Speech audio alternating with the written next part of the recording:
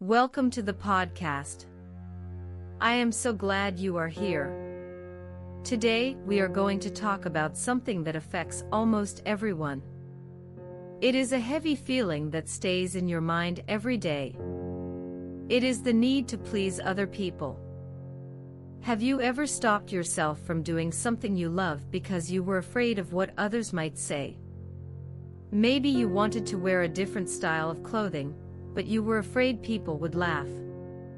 Maybe you wanted to quit your job to follow your dream, but you were afraid your family would be disappointed. If you have felt this way, you are not alone. In this first part, we are going to talk about the trap of people-pleasing. From a very young age, we are taught to follow rules. We are taught to be good kids so that our parents and teachers will praise us. When we get good grades, we get a smile. When we behave, we get a reward. This teaches our brains that external approval, the opinion of others, equals safety and love. But as we grow up, this habit doesn't disappear. It grows with us. We start to look for that smile from everyone. We want our friends to like us. We want our coworkers to respect us. We want strangers on social media to click the like button. We become people pleasers. We become actors in a play, and we are constantly trying to perform in a way that makes the audience happy. But here is the problem: when you are busy performing for others, you forget who you are. Think about your daily life. How many times a day do you think about an invisible judge? This judge is not a real person standing in front of you. It is a voice in your head. You think, if I say this, they might think I am stupid. You think, if I don't buy this phone, they might think I am poor. You think, if I don't reply to this message immediately, they might think I am rude. This invisible judge is very loud. It tells you that you are constantly under a microscope. It tells you that every mistake is a disaster. But I want you to ask yourself, is the judge real? Or is it just your fear? When you care too much about the opinions of others, you pay a very high price. The price is your energy. You spend all your mental power guessing what other people want. You worry about conversations that haven't happened yet. You worry about reactions that might never come. This exhaustion stops you from being creative. It stops you from being bold. It stops you from being you. You are living a life designed by other people's standards. Before we move to part 2, I want to give you a small challenge for today. I want you to do one thing, just one thing, that you usually wouldn't do because you are afraid of judgment. Maybe it's wearing a bright color, or saying no to a request that you don't have time for. You will notice something interesting: the world will keep turning. People will keep living their lives. And you will realize that you are still safe. Now that we understand the trap of people-pleasing, let's go deeper. Let's look at the people who are judging you. When someone says something negative, or when you feel like people are watching you, it's easy to feel small. But today, we are going to change your perspective. We are going to look at why people judge, and you will see that it rarely has anything to do with you.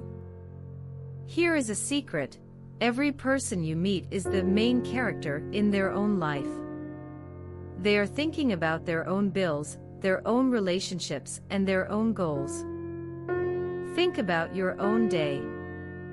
When you walk down the street or sit in a cafe, are you busy analyzing every single person you see? Probably not.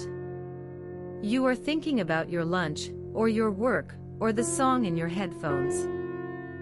Most people are doing the exact same thing. They are not looking at you. They are not judging your clothes or your mistakes. They are too busy focusing on their own life's movie. The feeling that everyone is watching me is what psychologists call the spotlight effect. We feel like we are standing under a bright, hot spotlight on a stage, but in reality, most people are just walking by, minding their own business. But what about the people who do judge you? Maybe a coworker makes a mean comment, or a relative criticizes your life choices. Why do they do that? Usually, this is because of something called projection. Imagine a person who is afraid to take risks. If they see you taking a big risk, like changing your career or starting a new hobby, it makes them feel uncomfortable. Your courage reminds them of their own fear. To feel better about themselves, they judge you. They say, "That's a bad idea," or "You'll never succeed." They are not talking about you. They are talking about their own fears. They are looking in a mirror, not at you. When you understand this, their words lose their power. You start to see their judgment as a reflection of their own struggles, not a reflection of your worth. People's opinions are also heavily influenced by their background, their culture, and their own bad days. If someone is rude to you, maybe they just had a fight with their partner. Maybe they are worried about money. Maybe they are just tired. We often make the mistake of thinking that other people's behavior is a permanent judgment of our character. If someone is impatient with you, you think, "They think I am incompetent." But really, they might just be stressed out. Giving people the benefit of the doubt, and realizing that their behavior is usually situational, is a powerful way to stop taking things personally. When you stop seeing judgment as a fact about your life and start seeing it as a reflection of others, everything changes. You stop being a target. You start being an observer. You can listen to their words and think, "Oh, they are having a hard time today," or "They are afraid of change." You stop reacting to their words and start protecting your own peace. You realize that you don't need to win every argument, and you don't need to prove yourself to people who are simply projecting their own insecurities. In the next section, we are going to look at the next step, the freedom of not caring. We've identified the trap, and we've understood the psychology of the judge. Now, it's time to learn how to walk away from these things and focus entirely on your own path. Take a moment to think about one person whose judgment has bothered you recently. Can you see, from what we just discussed, that their opinion might have been about them, not you? Hold that thought, and let's move forward together. In this part, we are moving from understanding the problem to creating the solution. We have talked about why we care, and why others judge. Now, let's talk about the most beautiful part of this journey, freedom. Not caring does not mean being cold. It does not mean you stop loving people, or that you stop being a good friend. It means you stop giving away your power. It means you stop letting the opinions of others dictate your happiness. It is the art of being unbothered. What is the most important thing you have? It is your life, your time, your values. When you live authentically, when you are exactly who you are, without hiding, you naturally attract the right people. Many of us are afraid that if we stop caring what others think, people will leave us. But the truth is, the people who leave when you start being yourself were never really there for you. They were there for the version of you that they created in their heads. When you stop playing that role, you make space for real, honest connections. You start to find your tribe, the people who love the real you, flaws and all. To stop caring about outside noise, you need to have a very loud inner voice. You need to know what matters to you. Ask yourself, what do I value? Is it kindness? Is it creativity? Is it hard work? Is it freedom?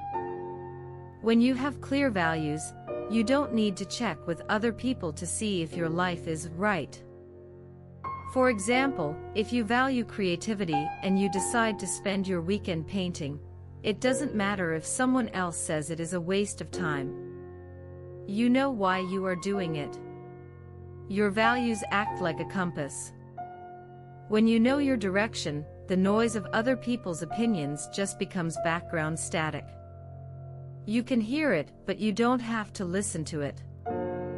A big reason we care about others' opinions is because we are afraid of looking foolish. We are afraid to fail.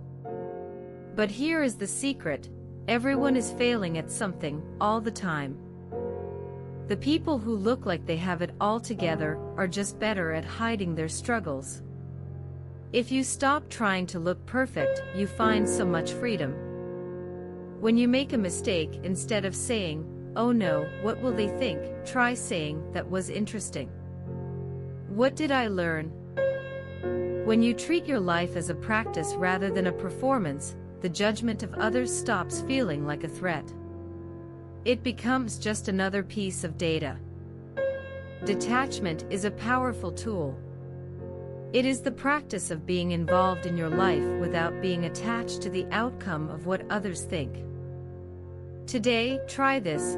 When you are in a situation where you feel anxious about being judged, take a deep breath. Imagine a glass wall between you and the other people. Their words or looks can hit the glass, but they cannot touch you. You are safe behind your own confidence. You are in control of your own internal weather. We have covered a lot of ground. We've looked at why we care, why people judge, and how to find your own path by setting your own values. Now we are ready for the final piece of the puzzle. In part 4, we will talk about how to build a confidence that no one, and no comment, can break. Are you feeling a little bit lighter yet? I hope so. Let's take these final 15 minutes to really cement this new mindset. We have come a long way together. We've looked at the trap of pleasing others, the psychology behind judgment, and the freedom of letting go. Now we are going to finish by talking about something permanent.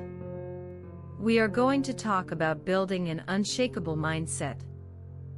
Confidence is not a talent you are born with. It is not something you get because you are perfect. Confidence is simply the result of keeping promises to yourself.